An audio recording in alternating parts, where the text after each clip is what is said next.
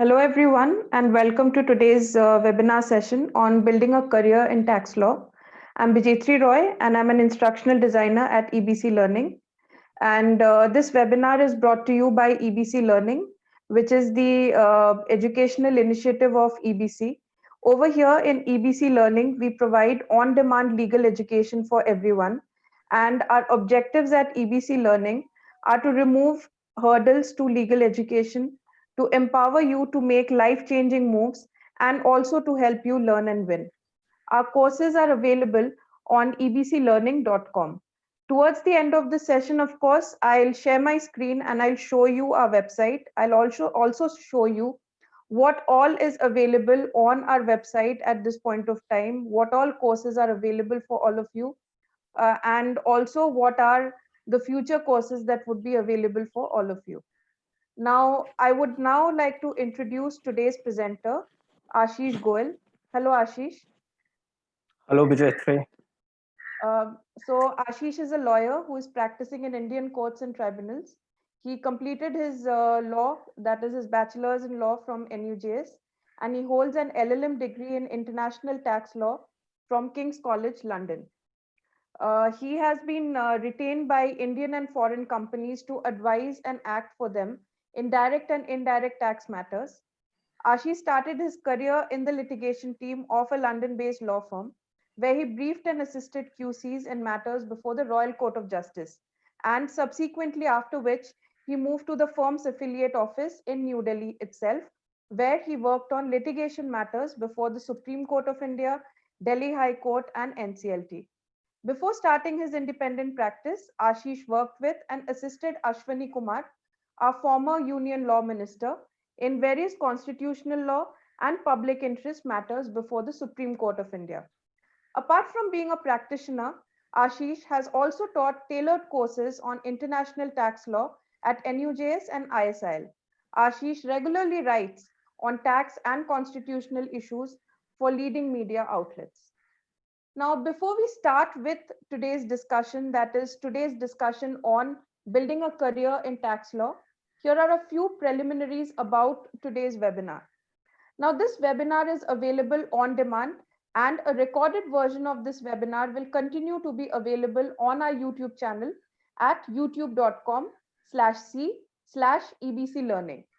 I'll put the link of that on the chat box for all of you so that you can check the link whenever you want to. Also, towards the end, when I show you our website, I'll also show you our YouTube channel.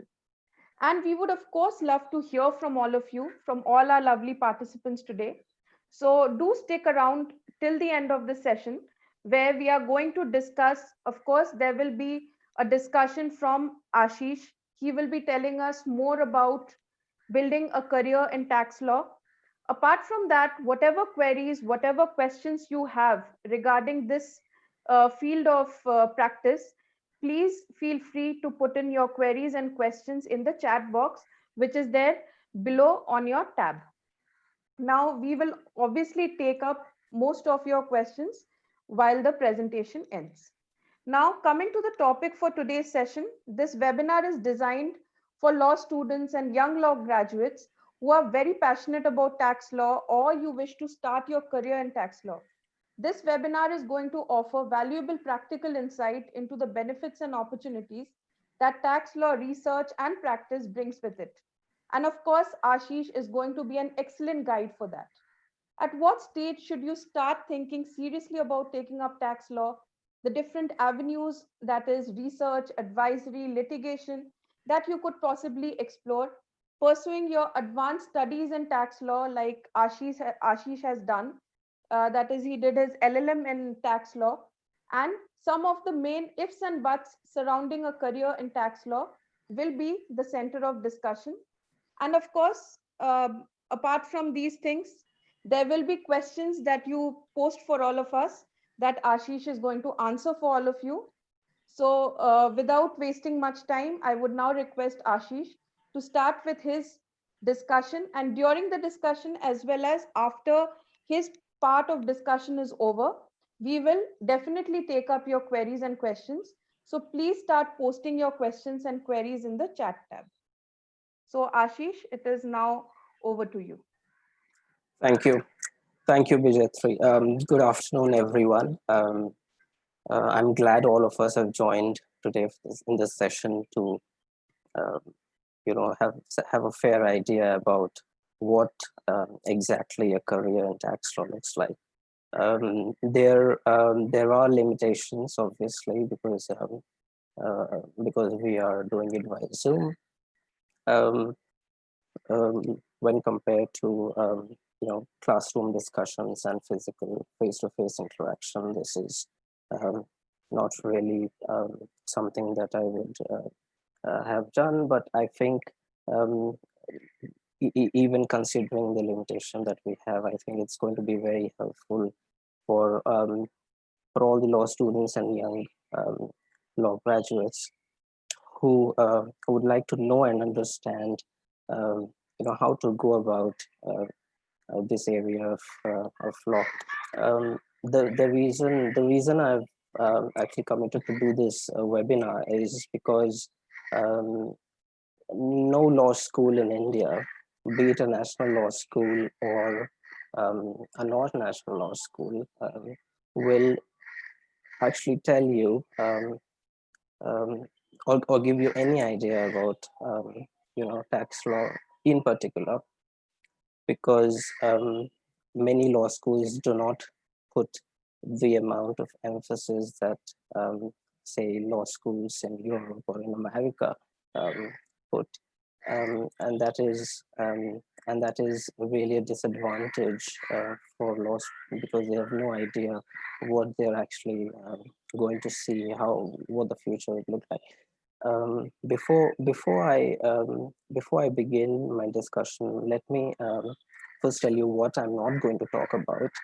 Um, but so I'm this is not a tax lecture, so don't we are not going to have a discussion on um, very technical tax concepts, or I'm not going to tell you words, tax vocabulary, or what are the different kinds of taxes, how they're levied.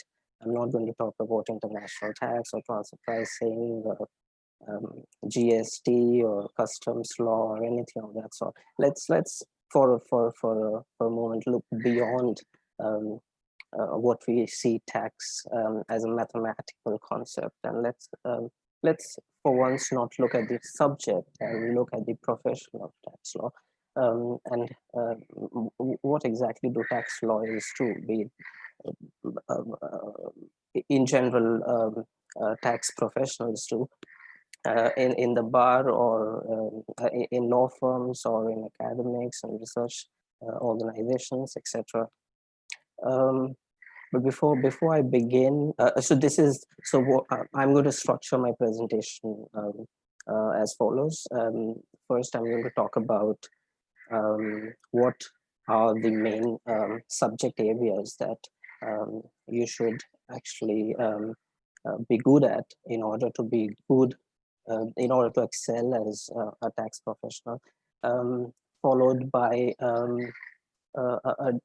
very brief discussion on what um, you should do, especially for law students, what you should do in law schools in order to start building your foundations for a career in the future in tax law.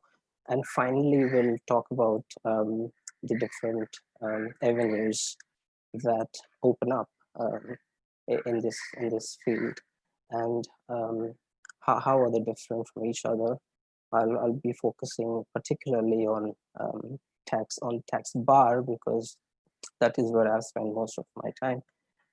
But we'll also discuss a few things about law firms and um, academics and tax research. Um, Now, what am I loud and clear? Am I Bijayatri, am I loud and clear?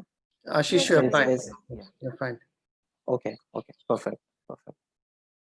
So, the kind of subjects that you really need to, have not, I wouldn't say a mastery on, but um, which areas of law which have nothing to do with tax law per se, but which are indirectly related to taxation. Um, you will see tax lawyers carrying huge bare acts on the Income Tax Act and on Goods and Service Tax, Customs Manual, etc. Now that is of course a given if you're practicing direct tax law as a law firm associate or as a junior uh, lawyer in the bar. You will need to know the Income Tax Act. You will need to know everything about the budget. You need to know how the finance bill is enacted into law. Um, the previous challenges, constitutional challenges to such kinds of legislations. If you're practicing on the indirect tax side, you need to have a good knowledge as a beginner, good knowledge about excise law, service tax, customs law, and obviously the goods and services tax.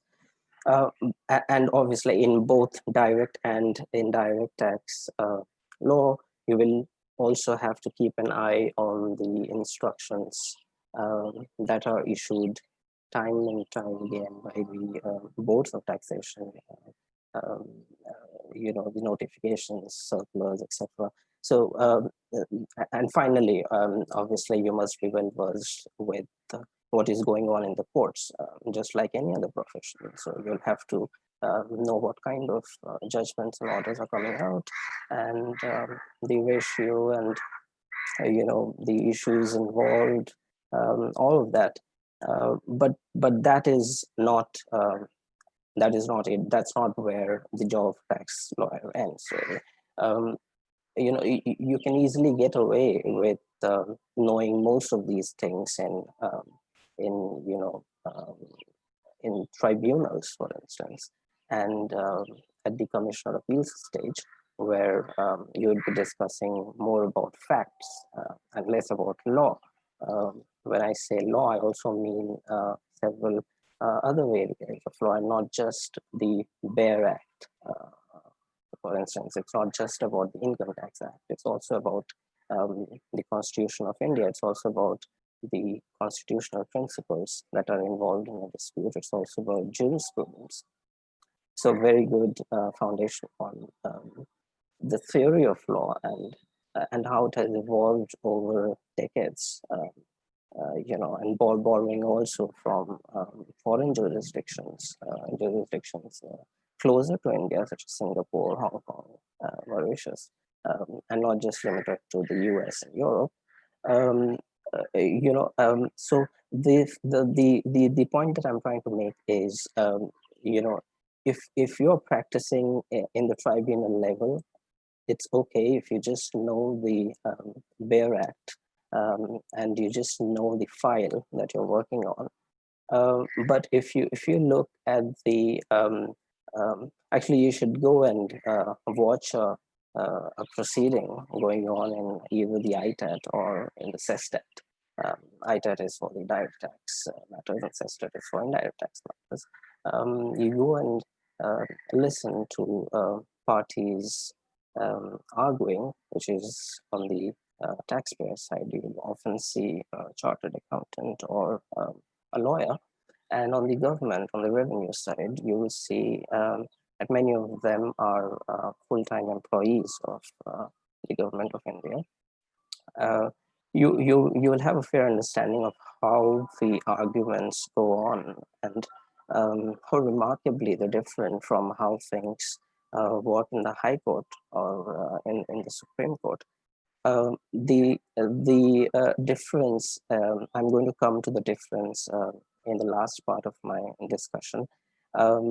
But the idea is that cases may be won at the lower level merely on the basis of facts. So if you have a customs case, for instance, you will need to know the business of your client. So for instance, you'll need to know the sector in which the taxpayer operates in. You need to know what is the day-to-day business activity of the company. More in many cases, obviously, if the company is going to be into manufacturing process, you'll need to know what is it that the company manufactures, what is the manufacturing cycle, what is the production cycle. So all of this is less about law and more about facts.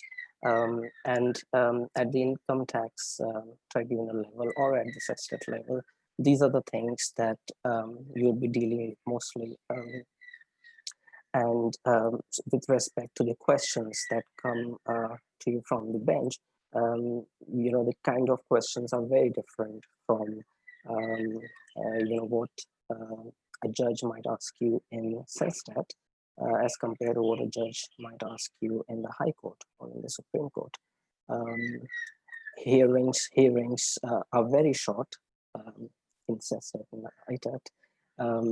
At times, members take less than 10 minutes to dispose of an appeal. When I say members, I mean in the tribunals you have a judicial officer and a technical officer. Technical officer is someone who has a background mainly in the working in the revenue department as a commissioner. And a judicial officer is someone who brings with him some judicial experience.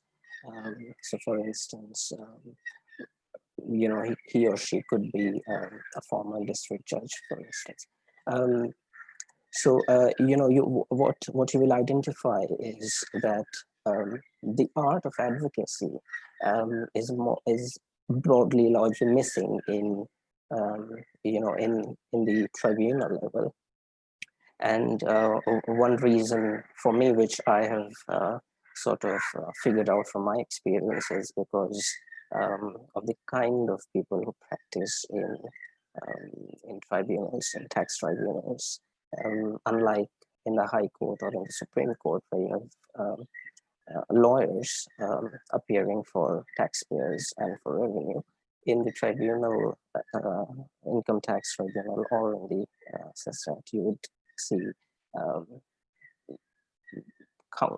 you wouldn't see that many lawyers. Of course, there are, but there are very few. The tribunals are largely occupied with people who have a commerce background, and, for instance, chartered accountants, and that is one reason why I see that it's the kind of arguments that are put forward in the tribunals are far less in quality that you would see in high courts and in Supreme Courts. Now, I'm not trying to belittle any other professional here. I'm just trying to point out and warn you that if you would like to start a career in tax law, it's really good for you to have a knowledge of how the tribunals function, because if you go to a technical member with constitutional principles and jurisprudence, I'm not too sure if you're going to get an order in your favor. You'll have to know the facts very well. You have to know the business of your client very well. Even if you don't know or wouldn't like to argue about principles of natural justice, it's still fine. Just to give you an instance, I was involved in a file before the lockdown was announced. 2 weeks prior, I was in a tribunal, indirect tax tribunal in a metro city in India, and I was working on a very, very high stake transaction. So the whole argument on which my case, I believed, was founded was on the principle of natural justice, because my client did not get an opportunity to respond to a show cause notice that was issued by the Assistant Commissioner of Customs. And there was a tax adjustment on the basis of that show cause notice, which was served on my client, but my client did not get a reasonable time period to respond to the show cause notice. And the appeal, obviously, we appealed to Commissioner Appeals, which is the next stage of appeal. But generally, what happens is, the Commissioner Appeals merely rubber stamps um, the orders and the conclusions reached by the lower authorities. And this is there even in income tax, excise, customs, etc. So we appealed to the tribunal, and there was the bench presided by a technical member and a judicial member. It was a division bench, and I couldn't even try and convince the technical member why we should even be talking about natural justice in a tax case. Um, and so this is the kind of environment that unfortunately we have to um, survive on a very daily basis. Now, if you go to the High Court and Supreme Court and watch arguments there, it's a completely different ballgame altogether. Judges are very well prepared, and they read your papers very, very diligently. I mean, you will see the quality of arguments. You'll get to see court craft, etc. And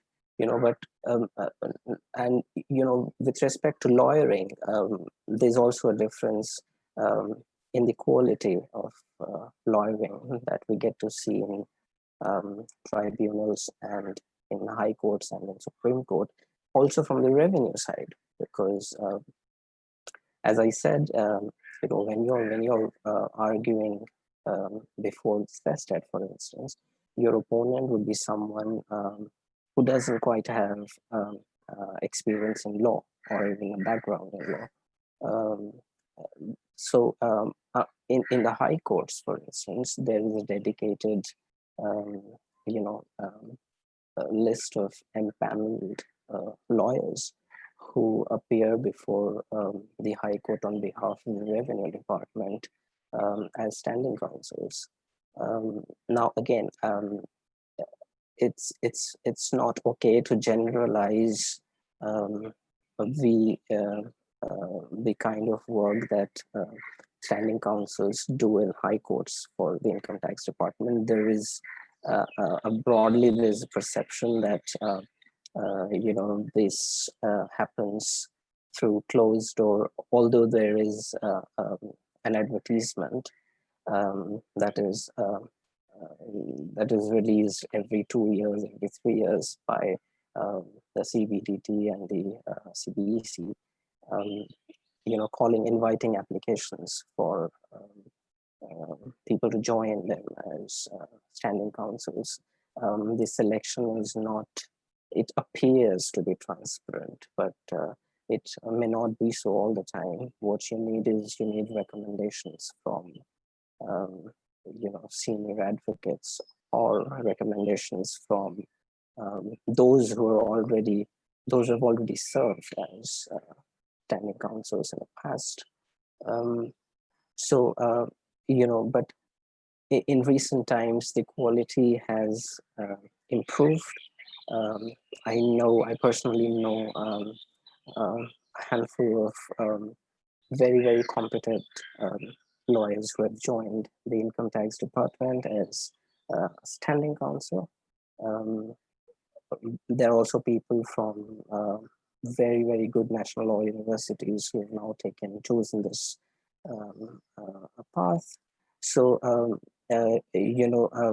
but just like any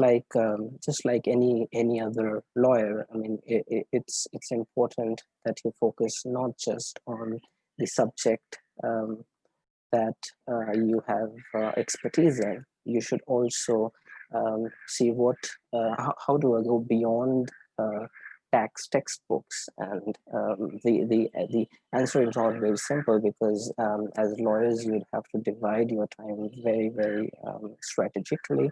Um, but in tax law particularly, I will think that it's very important that you have a good understanding of how the Constitution of India works, the aspirations, the promises, and the rights of taxpayers, and the duties and obligations of the state um, towards the country as a whole, and towards businesses in particular, in order for you to have a kind of the kind of drafting work that you would do, and also help you in your arguments in the court. um, likewise, as I mentioned, if you some of the look at the experience and works of some of the biggest names in tax law. And I'm not just talking about India, but I'm also talking about places such as the UK. I happen to witness a very senior um, tax counsel in the UK Supreme Court. And, the thing is that the council was not just referring to sections from the Tax Act. He was referring to theoretical principles from books, and materials authored by very senior professors and or professors at Oxford and Harvard, who've known for decades for their works in constitution and public law. Um, and that's important. And the second area of law that I think is important for you to understand is obviously corporate law, because unless you know how a company runs, it would be very hard for you to hold a brief for that company. And this is especially true for all of you who would like to work on the indirect tax side of the profession, because you will need to know how a business functions, not only from a business perspective but also from a legal perspective. So right from company incorporation to insolvency, winding up, you will need to know the basics of labor law. You will need to know the basics of company law, foreign investment law, um, especially when you're dealing with foreign companies, because they have no idea about um, Indian business laws. What they normally do is they go to big. If you're dealing with a big foreign company, they would go to a big law firm in India, and they would give them the files, and that law firm would then, if it doesn't have a tax practice, which many law firms don't, then they would sort of outsource that work um, to chambers, specializing in tax law. Um, now, the so how do you actually work on building these skills? Because before I forget, the last thing which I forgot is obviously you have to get that one of those pink newspapers every morning, just to understand what's going on in the tax world. Um, it's a very dynamic area of law. It's ever changing. You have new laws every year. Um, you have constitutional challenges to those laws very frequently. You have you know, if you're a law student, obviously it becomes easier for you to work on building some of the skills that might help you in future. Because I believe that as a law student, you have the most important resource at hand, which is time. Um, I remember when I joined Ashwini Kumar, the very first day when he gifted me a black coat, he told me, you know, Ashish, there's only one regret that I have in my life at this point in time. And I was curious, and I asked him what, and he said that, you know, Ashish, I don't have as much time as you do. I mean, you have time to read books, you have time to read um, articles, opinions, analysis um, that is coming out not just from um, Delhi or Mumbai, but also from places like London, Singapore, etc. You know, as a tax lawyer, I have this.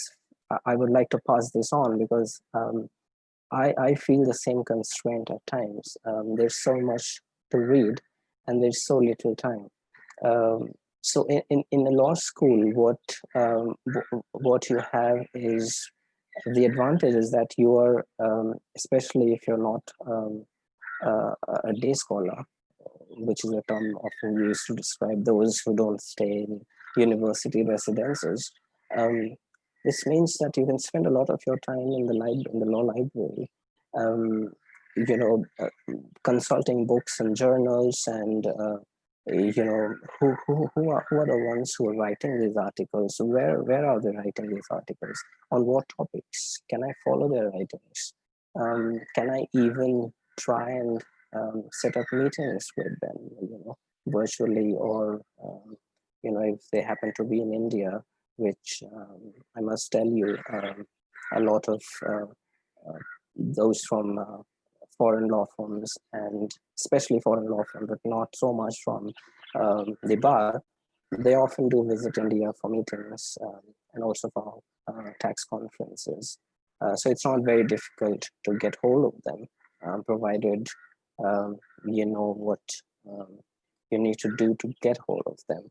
Um, well, law schools,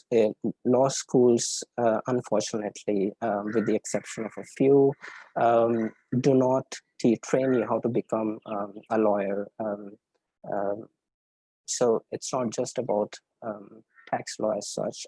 You get to become, or you get to know yourself, discover yourself as a tax lawyer, or as any other lawyer after you've graduated from law school, which is a very sad reality. Um, I'm not saying that you have to compromise on the grades, because they're definitely important, um, especially for those who are tempting at getting day zero jobs. Um, you know, the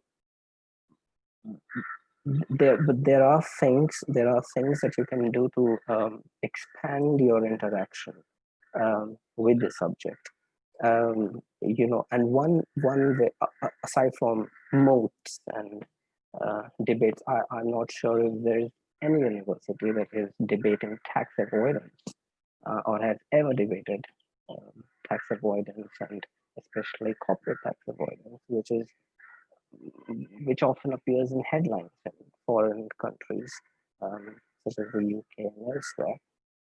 In India, unfortunately, nobody is debating corporate tax avoidance. Nobody is debating why companies are not paying the right amount of tax in India, even though this has huge repercussions for not just the Indian economy, but you know, the India as a country, because tax is directly linked to so many social benefits, etc. Um, but the Indian Parliament doesn't.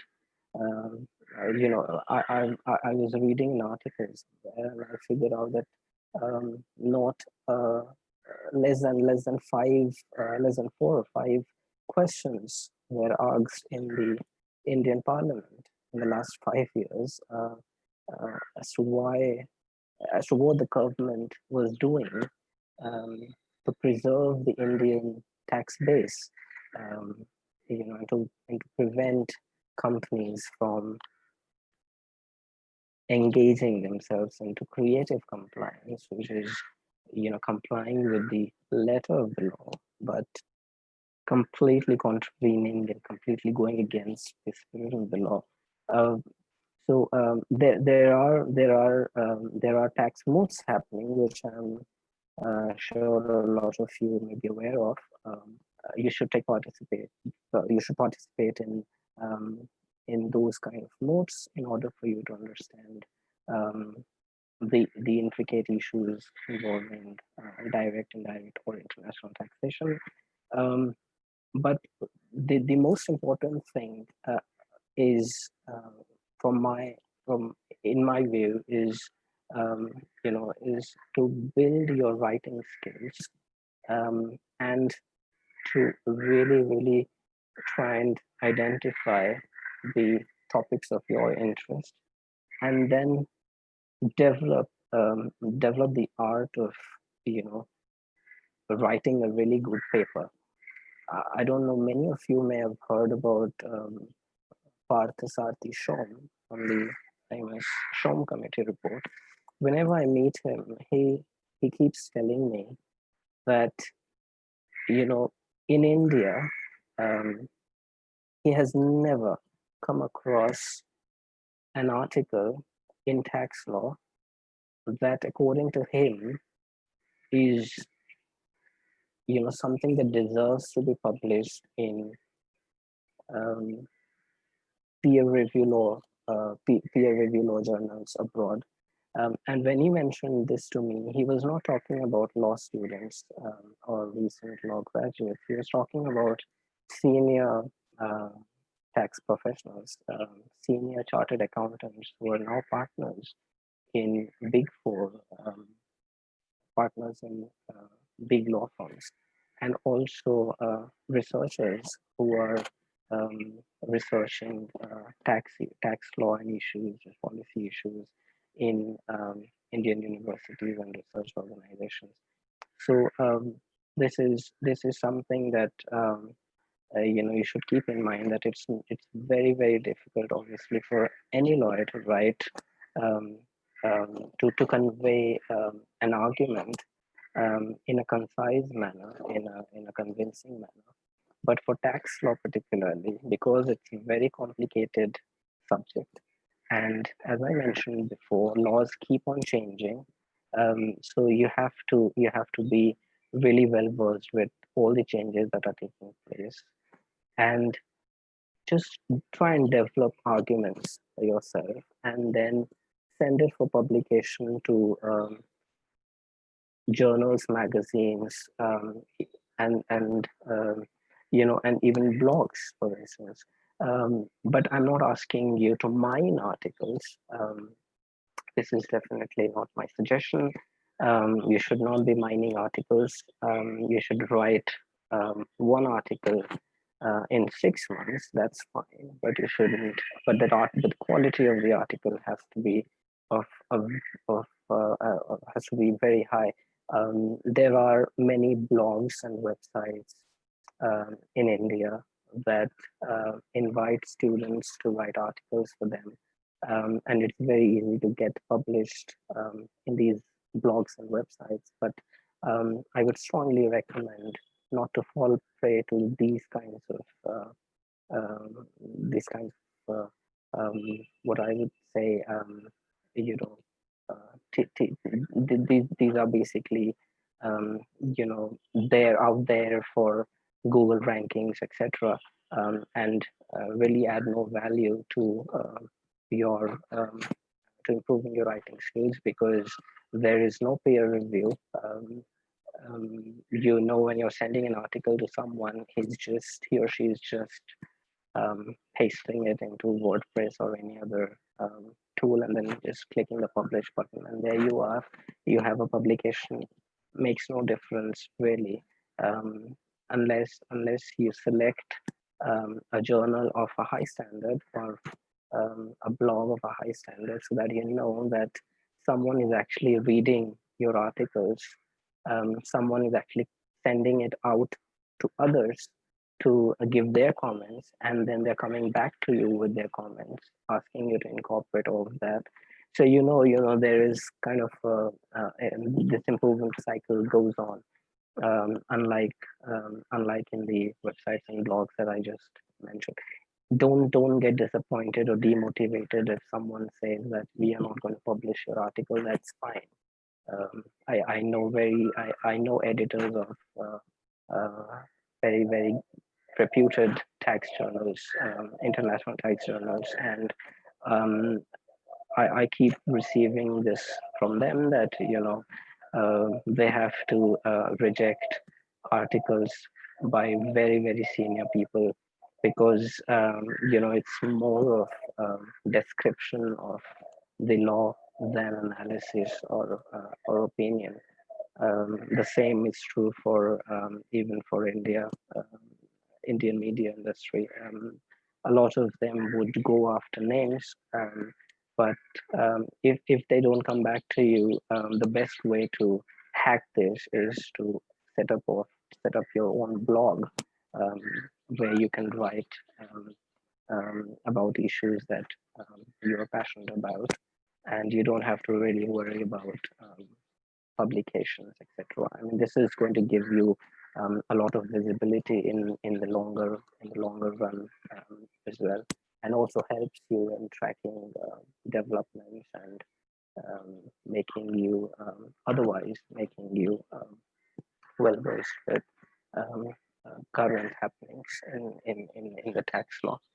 Um, the other thing is that when I was in NUJS in fourth year, we made team. What we did was we set up something called Corporate and Fiscal Law Society. I know many law schools have societies, schools, etc. So this is what we set up with the help and guidance from our tax professor in NUJS. What we did was we also alongside set up a blog where we would write articles every week or every month on topical tax issues. And it actually started receiving traction, I must say. But also, what we did was we used to hold web seminars and talks and discussions every 3 weeks, every 4 weeks. Um, just to sort of come up together and discuss what's going on generally in the field of taxation and how NUJS can contribute to these kind of things. There are research organizations abroad, that frequently invite um, law students and law professors from around the world to research on issues relating to tax avoidance or tax treaties, transfer pricing, etc. And it would be really good if you all can set up something like that in your university and maybe come up with a research report, and then publish it in the form of a publication that's going to come out from one of these reputed research organizations. Some of them also provide adequate funding for research, travel, etc. Um, and lastly, internships.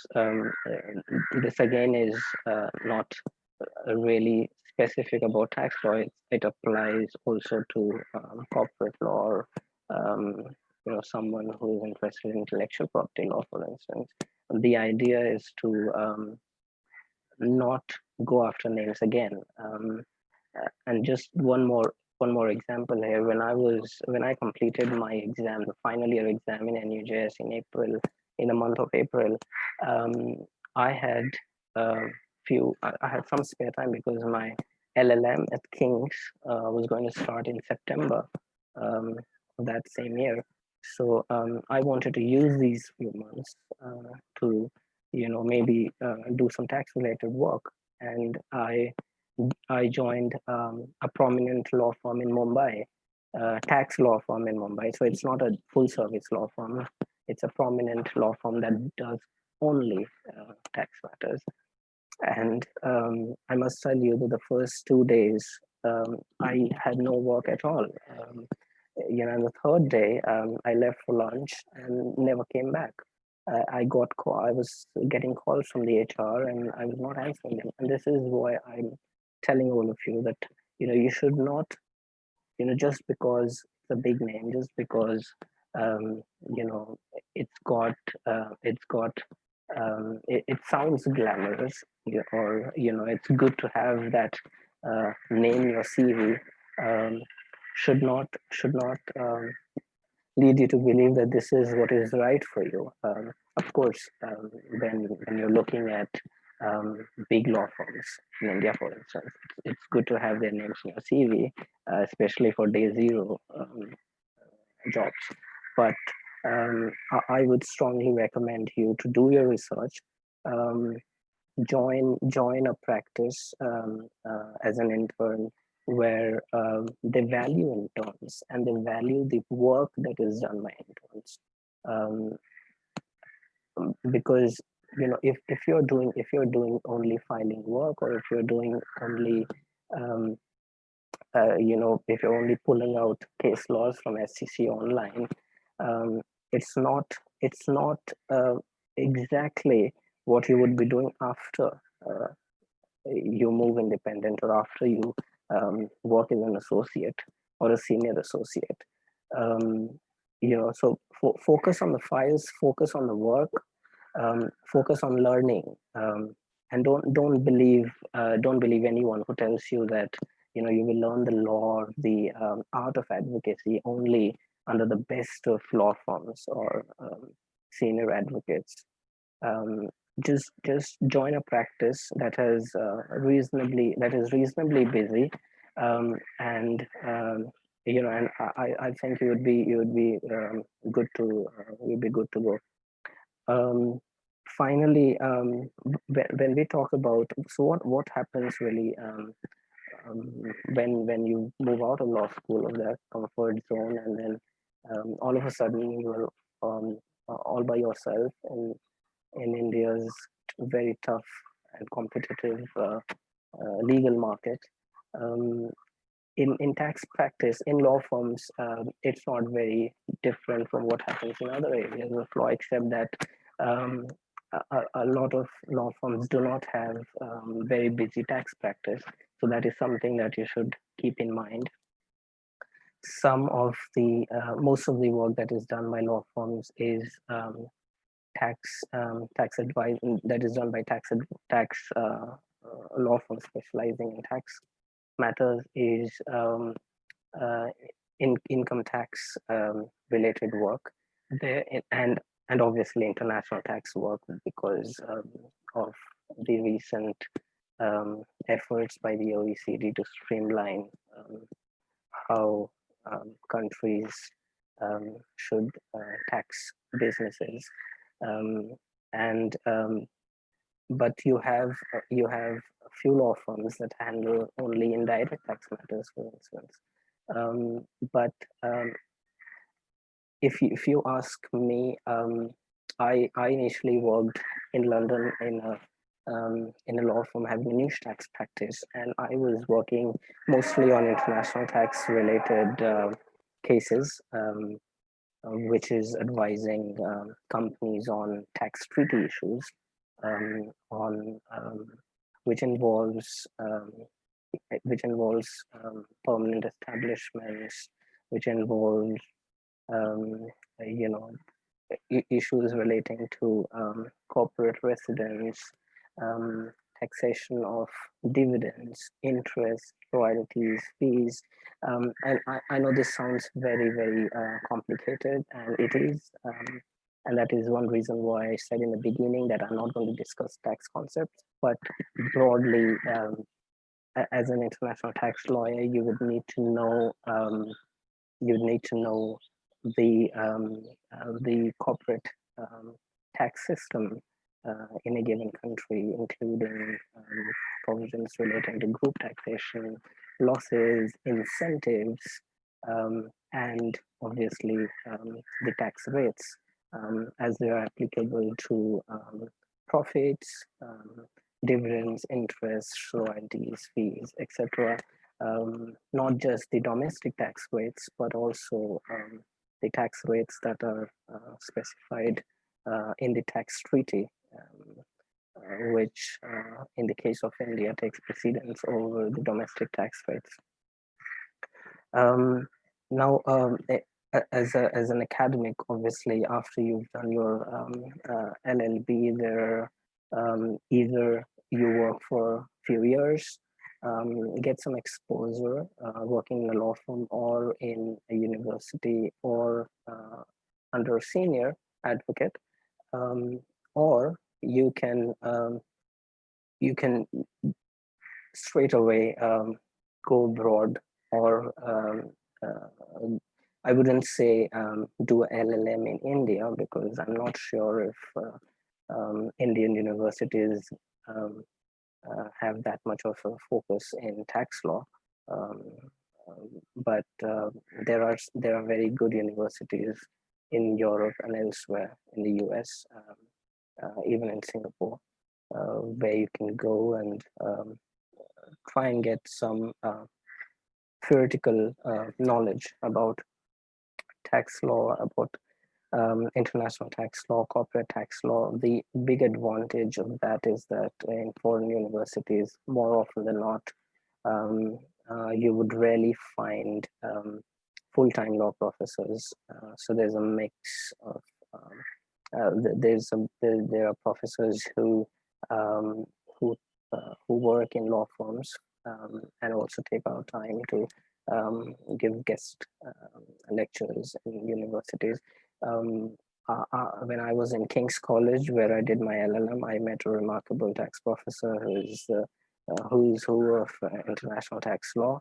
And whatever I am today is all because of the kind of skills required, um, researching under him and writing my dissertation under him. Um, finally the tax bar. I mean, just to give you a very quick idea, it's very challenging, just like any other area of law. More challenging female lawyers, particularly. But forget about getting a check at the end of every month. So if you're not financially secure, I would strongly advise you to work for a few years in the beginning of your career in order to get some savings for you. And it's a challenging task to get a senior advocate. As I said, there are very few lawyers who specialize in tax law in the high courts, and they have a very busy practice, and they have most of the juniors that join the chambers are those who have come through some reference. So it's very difficult for you to just land up in a chamber just like that. I would be happy to provide references in case someone thinks that he or she would kind of need in order to secure a junior position in chambers in Delhi or Mumbai.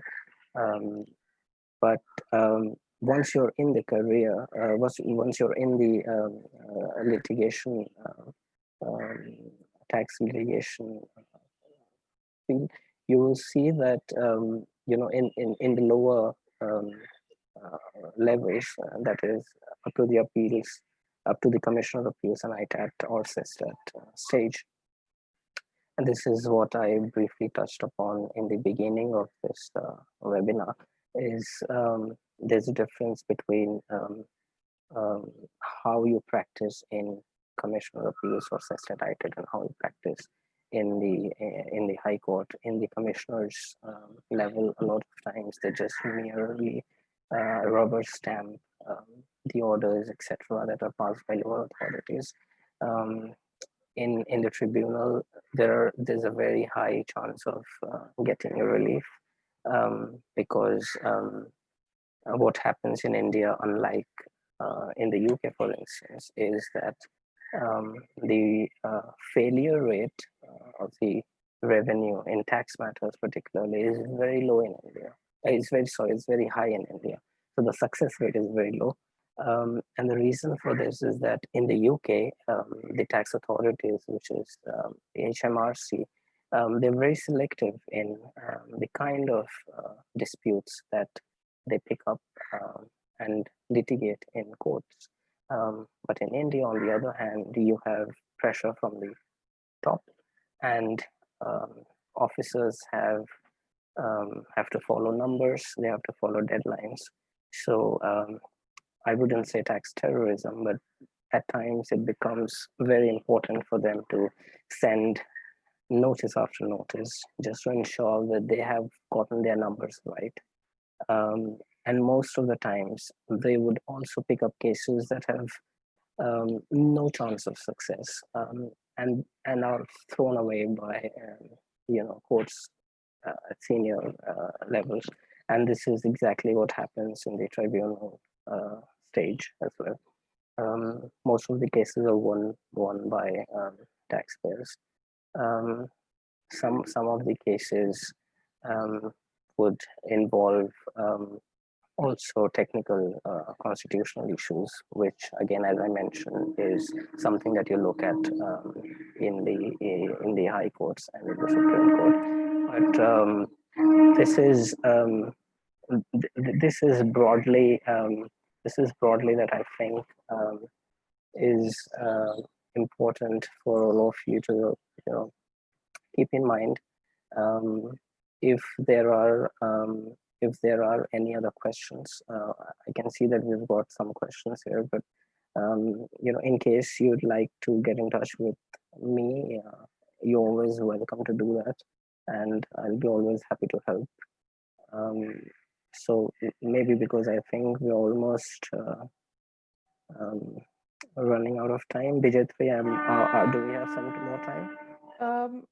Probably we could take up the questions from our participants now. Sure. Yeah, so I'll just read out the questions for you. The first question is, I think it's a very common query that a lot of students generally have. One of our participants has written, I'm a second year law student and really interested in taxation. In school, I had humanities in class 11 and 12. So, is it necessary to be a commerce student to pursue taxation? Right. Not necessarily. Of course, if you have a background in commerce, or if you have some background in accounts, that does help. But right at the start of a career, I don't think it is a prerequisite. So it's not that you have to have an idea of accounting or how companies maintain their books of accounts. But the idea is to be patient. When you get your first tax file, I'm sure you would come across a lot of words from the tax vocabulary that maybe you've never heard of before. But that's not a problem. I mean, we all learn, and the best way to learn is by working in practice. Okay, there's a related question to this. What sort of knowledge should a law student definitely have while stepping in taxation, as our participant says she's not good at maths? Well, this is again very it's kind of a stereotype, because I don't think you have to be a mathematician to be a tax lawyer. Um, there is no calculations involved really in most of the tax litigation that come up in the High Court and Supreme Court, unless you're doing a big scam, such as the Harshad Mehta scam, which went on for decades and is still pending in the Supreme Court. Other than that, I think you're good to go if you have decent knowledge of the Income Tax Act for direct taxation.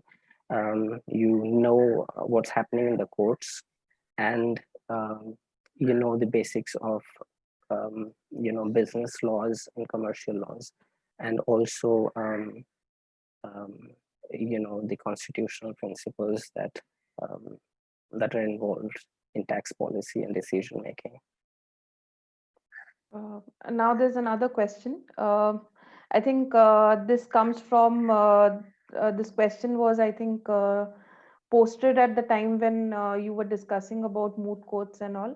So the question Mhm. is, would you like to tell us some sources other than moots and debates, like books or something from where we can further develop more interest in the field of tax? That's a very difficult question because um, it's it just doesn't work, suggesting books and moot courts. There are very few moot courts, so there's nothing to suggest really. You can actually start with any moot court and see if you're really interested, if your interests really lie there. But so far as books are concerned, I think the best way to approach tax law is by reading newspapers and not books. And watching the budget helps, reading the budget helps, and start with reading very light articles on tax law and policy. Don't start with the Income Tax Act. Don't start with the sections, of the Income Tax Act. They're going to bore you.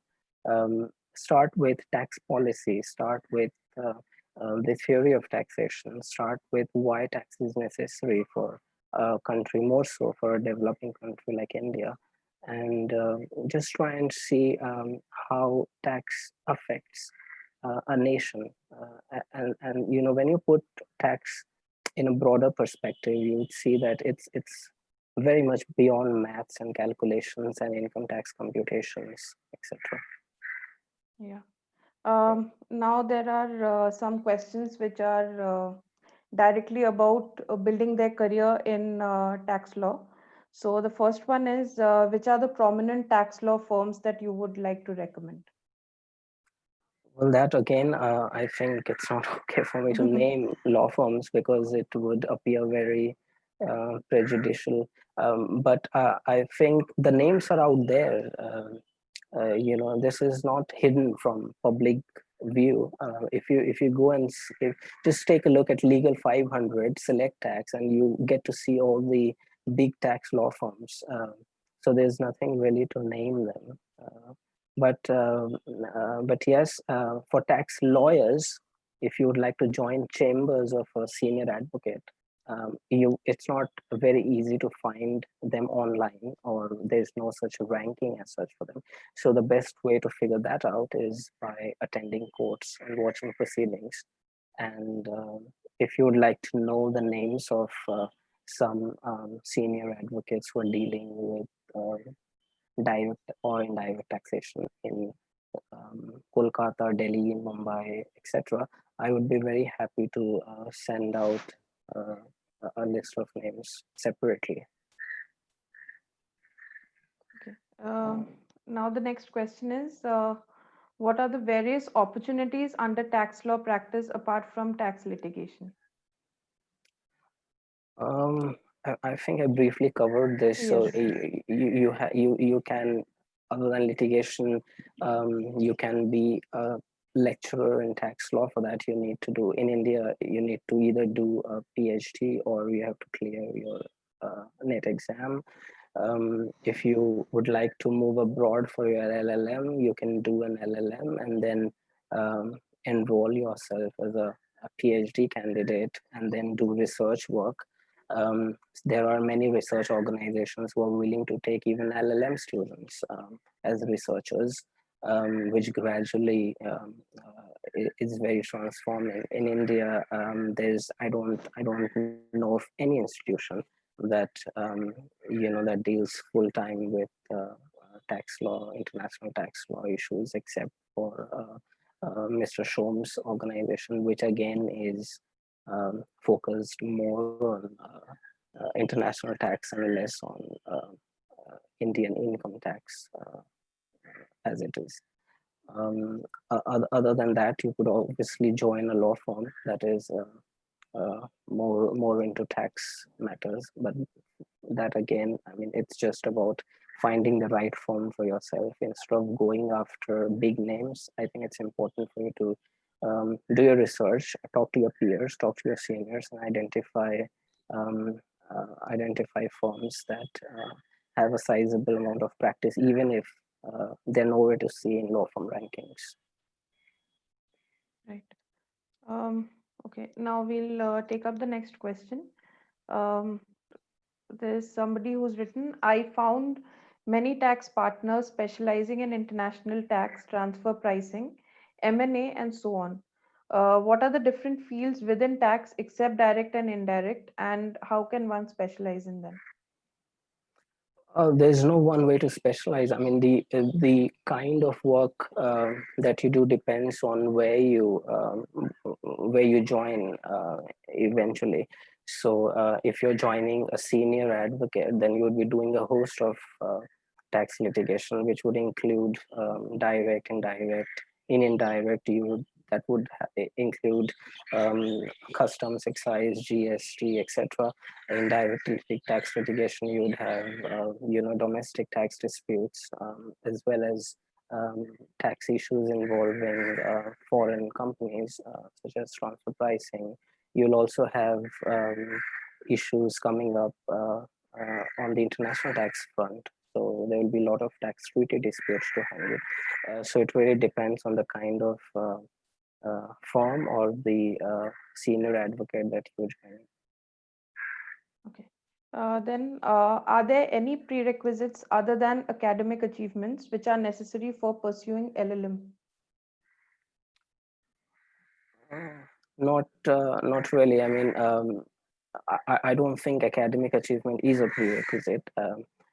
But there are many things that you should keep in mind. Grades are very important, but they're not the only thing. Unless you're looking for Oxbridge or Harvard, Yale, where they have a minimum grade that they require. Um, but you should be good. If you're looking at US, I think it's good to have some experience working under a judge of the Supreme Court. um, you should have done some extracurricular activities to show that you're not just someone who would like to write good exams, but you're also someone who is going to excel in the profession beyond writing exam papers. And that is one reason why a lot of universities don't even want an LLB degree to do a LLM, because knowledge in law or knowledge in tax law is not really necessary for you to get an admission in a good university. You should have what helped me was definitely papers that I've written. um, Also, what could help you is if you could show some passion for sports, or for any other thing that you think matters. Such as for instance, if you've won a state level uh, competition, be it any sport, or even a national or district level competition, all that matters. Okay. Now we'll take up another question. What should one look out for when interning under a tax litigator? You have to understand how he reads the files. You have to understand how he speaks to his clients. What are the questions that he asks in the first meetings? What are the documents that he requires or calls for?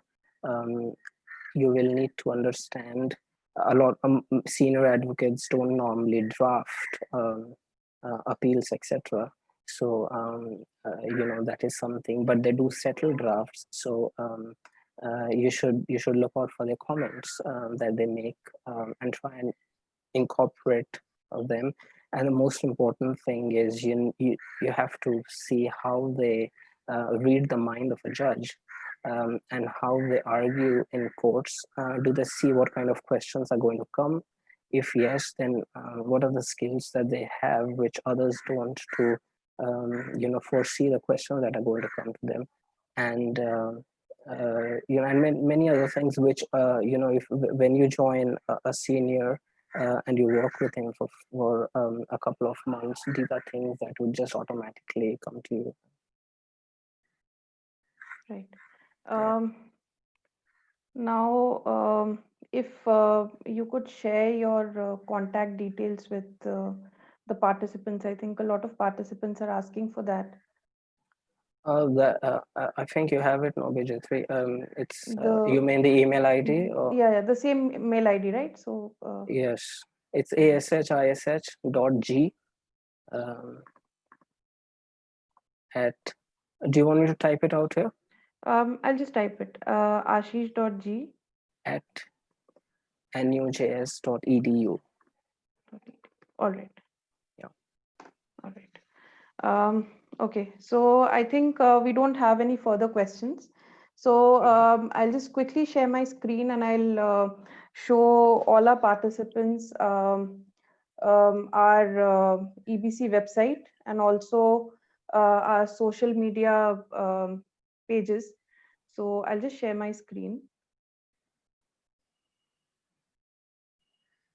Ashish, is my screen visible? Yes. All right. Yes. Now, this is our website, ebclearning.com, for all our participants who are have not really checked our website. Please do that. It's ebclearning.com. And over here on the right hand side, you have the subscribe button. So you can subscribe over here. And once you scroll down, you'll find a number of upcoming courses that are available, and also the present courses which are here on our platform. So we have a long list of courses that are available on the platform right now, which are in relation to arbitration, then IBC valuation.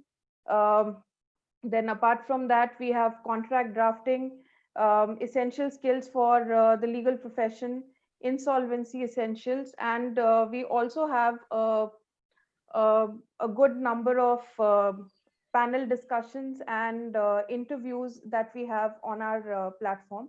So I would suggest our participants to have a look and also to subscribe. Now, coming to our Facebook page, I have already shared the link for this in the chat tab. So please do get connected with us on Facebook. This is our Facebook page. So on Facebook, you need to look for EBC Learning, EBC Learning. And next, coming to Twitter, again, this is our Twitter handle, EBC Learning.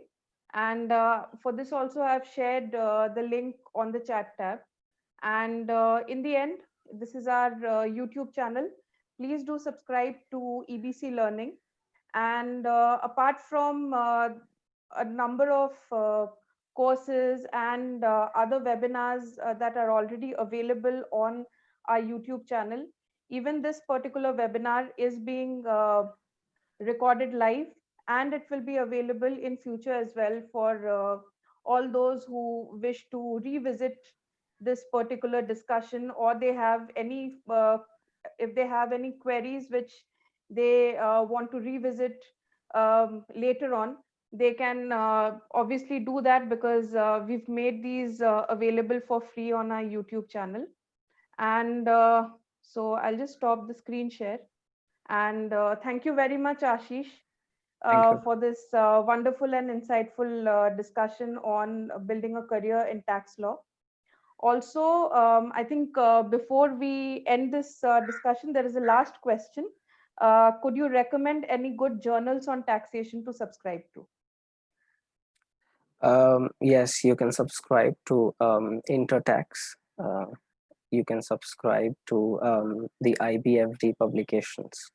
Um, and you should also look at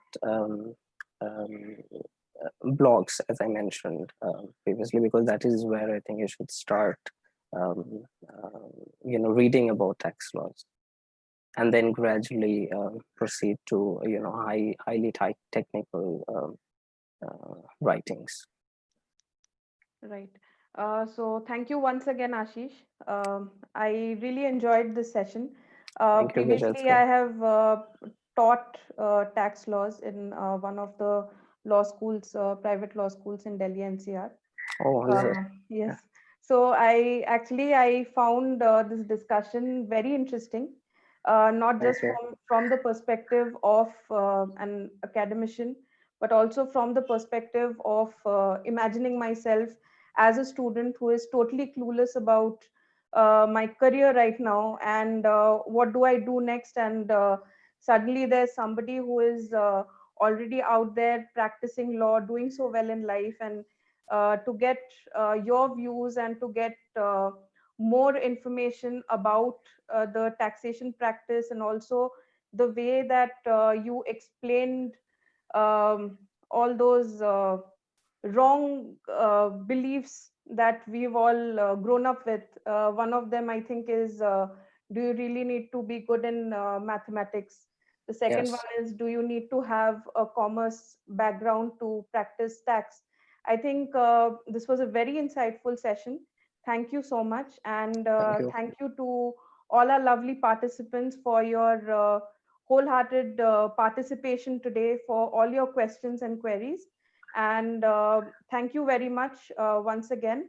So with this, I'll end this webinar session, and please stay safe, stay indoors, and thank you.